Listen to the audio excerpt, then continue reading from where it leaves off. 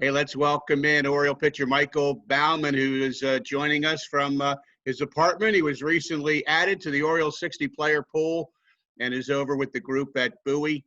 And Michael, that's a great step, I think, for your career. And who knows, we might see you in the major leagues this year. That would be pretty cool for you and fans I know. And what's the first few days at Bowie been like for you?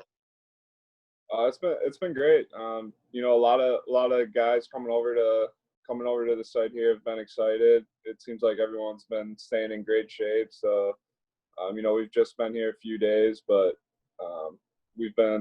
it's very, very well organized, and we're getting in a pretty good routine over there. And obviously, health is the number one factor over anything this year. We can't get to baseball without the health part of this. And so knock on wood that stays great. And the players in Baltimore have told us how extensive it is, how thorough it is, how organized it is. I'm assuming the same has to be true in Bowie. What's it been like from that standpoint for players? Yeah, it's definitely good knowing that, they're putting our health first and making sure that they're going to do this the right way. So, it's the same as far as I could see in Baltimore as it is in Bowie. So, it's nothing we haven't seen anything like this before. So, with all this testing and new protocol going on, it's different at first, but now it seems like everyone's getting in a routine and it's like second nature. So, it's been great so far as how the medical staff and the people are coming in testing goes. Wow. And you guys are probably tested every 2 days like the players in Baltimore, correct? Yeah, we have intake every day. So they're taking our temperature, and then, every other day, every 3 days, they're doing it. They're testing. They're doing like a spit test for us. So, yeah, it's been great as far as that goes. Yeah. So you feel comfortable in that setting? You feel like your health is being looked out for here? Yeah, I definitely feel safer here than where I would be elsewhere. So, we got a nice little bubble going on over there at Bowie. Hey, how about the physical layout? Because, and again, media, we're only allowed in the press box in Baltimore, but we've been told, obviously, that players are in 2 clubhouses, and there probably are other aspects of that ballpark they are using to spread out. And I know a minor league ballpark, and I've been to Bowie many times, and you pitched there, of course. I mean, that's a small clubhouse. It's a minor league facility. Sometimes they don't have a lot of room. Is spreading out a challenge over there? No, not yet, at least. We're the pitchers are in the visitor clubhouse, and they have the position players in the home clubhouse. So we go through the trailers, get tested, and then, we walk across the field to get to our clubhouse. So, they keep us in a nice little bubble there, and the weight room spread out, which is nice. It's set up so we can, stay distance from each other there. So, yeah, I think having the clubhouse is separate, and we have like three lockers between us because there's not as many guys there right now. So yeah, it's been nice there too. Well, Michael, what was it like when you heard you were going to be added to the 60-man player pool? That had to be a pretty exciting phone call to get. Yeah, it's very exciting. I was kind of surprised, and being able to get back on a field and get hands on you and be around the guys, it makes going about your business a lot easier, a lot more convenient. So, there's a lot more excitement actually being on the baseball field. So it's been it was really exciting when I got that call. When spring training ended March 12th, the Orioles had played a number of exhibition games, but at minor league camp, they hadn't played a single exhibition against another organization, I know, at that point. Did you know yet where you were going? Were you going to be starting the season at Bowie, at Norfolk? Did you have a sense yet, or was that going to come later? Yeah, I think that was going to come later. As far as information went, we were we were given developmental plans just to work on and taking it day to day. So, you know, without games happening, we were just doing inter squads. So, um, you know, it's just kind of focused on, you know, how can we get better today, and you know, we'll see what team you break with once spring breaks camp. So when that ended, what were the next few months like for you during the shutdown and the quarantine time? Where were you? How were you trying to keep your arm ready? So I stayed in Jacksonville, where I went to school. So um, I was lucky enough to have some other local baseball players around, and we had one of my buddies had like a little backyard set up with a batting cage. So I was able to throw live to hitters and throw about 6 days a week. So, and then um, one of my friends had a garage gym that I could use. So, you know, as far as staying in shape, I was able to go there. And then I went home for the 3 weeks leading up to being called into camp here. So, you know, there's a lot of people willing to help, and that made it a lot easier. So that's pretty good in terms of being for readiness for you. I mean, if there were a game you needed to pitch in today, where are you at? How many innings do you think you're built up for, pitch wise and so forth?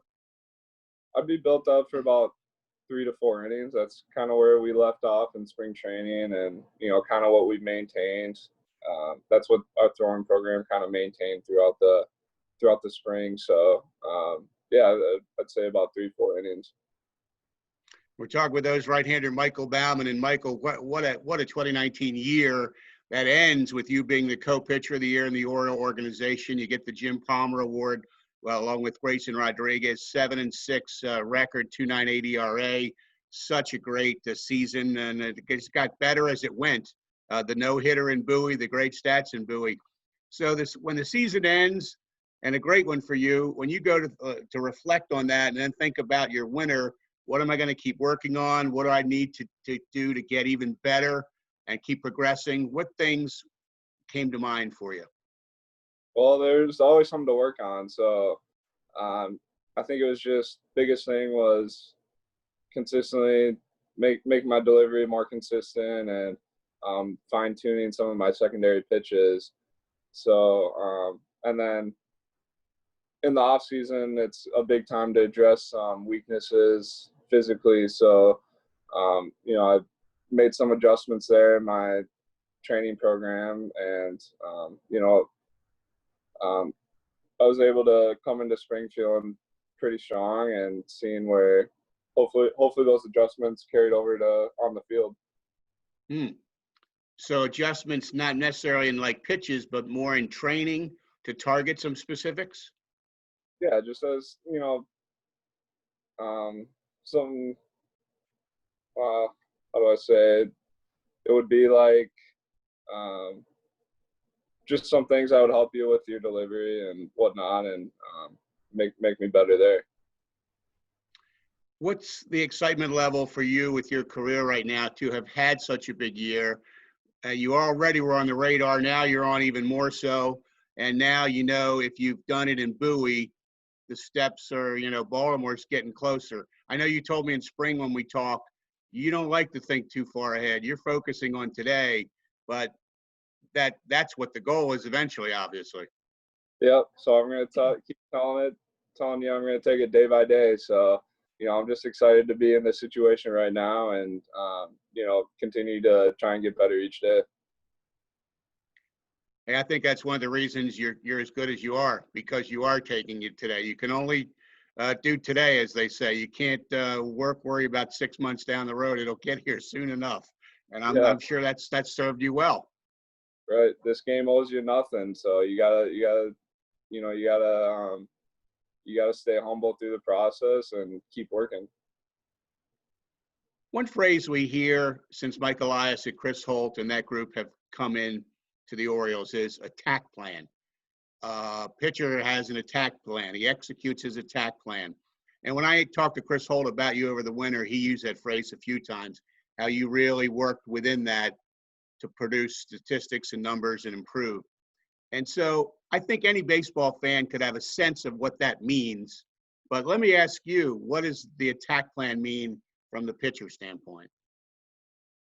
Um, for me, that means, it's kind of a mindset to go out there and, you put in your work throughout the 5 days, every 4 days, and then by the time your fifth day start day comes, it means to just go out there and pitch and compete, and really, really take advantage of what you need to work on within those 4 days. So, um, you know, being able to get game reps and to face hitters, and it really makes a difference. And that's the attack plan is just kind of, yeah, for me it's just like a mindset. Interesting. Now, scouts will tell you how good your fastball has been, your slider has been, and your curveball and changeup. Would you agree with this? That they're improving, but they're not on the level of the first two, and that is something you're working to get to? Yeah, I'd say, my fastball and slider is kind of like my bread and butter, something I can rely on. And then, I was working on that changeup and curveball. It'd be great to add to my arsenal and really be able to use them as weapons. In a few minutes we have left, I want to go back and ask you some things I've never asked you before, and I never really focused much before on the fact that you played high school baseball in Minnesota. We all know you played at Jacksonville, and I think we always assumed you're a Florida kid or something, but you were born and raised in Minnesota, right, all the way up until you went to Jacksonville? Yep. Yeah, I grew up in the great north, the tundra, and we didn't get to play baseball year round. So, coming down to Florida was the Florida weather was a huge bonus. So what was that like? I mean, you got good enough to be drafted, by the way, round 34 by their hometown Twins or your home area Twins in 2014. Was that a tough decision because you're a Minnesota kid and got drafted by Minnesota? Yeah, it was a tough decision, but they made it easy for me. They kind of told me to just go on to school, and but playing baseball there, you get 6 months out of the year, and then a lot of my buddies and I, we would play multiple sports. So we'd put down the ball and glove and go play football in the fall. A lot of guys played hockey, of course. Um, so yeah, it was definitely different. It was a different world once I came down to Florida and kind of see how these players grew up, just playing year round. You went from one extreme to the other, didn't you? Yeah, I did. I mean, was that an obvious decision to make? I got to go to a warm weather area where I could be a 12-month baseball guy because your career had advanced to that point?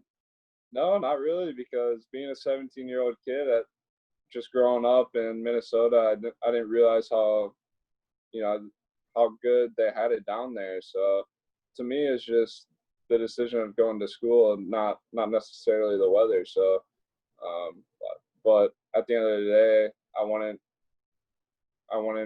have it any differently. I think I made the right choice. We've heard stories about Minnesota. They have sometimes play indoors. A game might start at midnight because they're trying to get all these games in an indoor facility. Did you experience any of that, or was it just you played outdoors when the season allowed?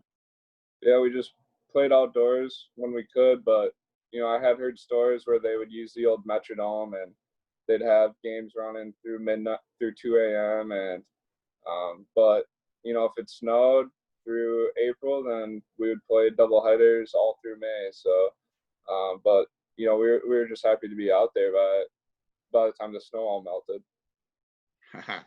Well, it worked all right for the kid from the north who finally made it to the south and kept his career going. So, Michael, let's wrap it up by talking about this year with the Bowie group, and hopefully you're in Baltimore too.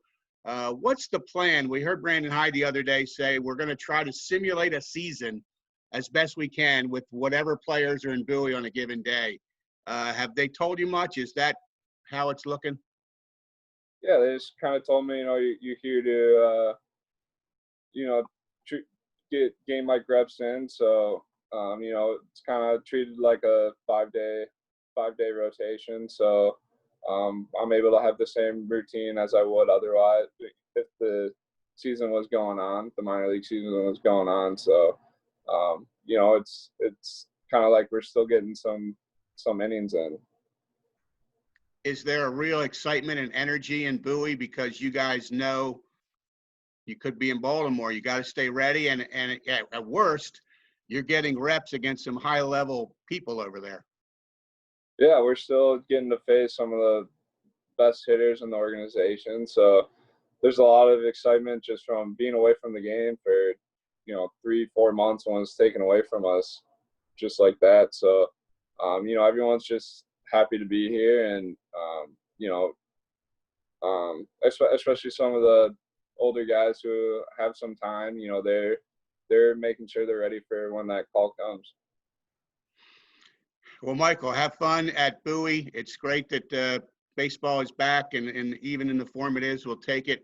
And we hope you have a great summer, and thanks for taking time today. Yeah, no, thank you. Appreciate it.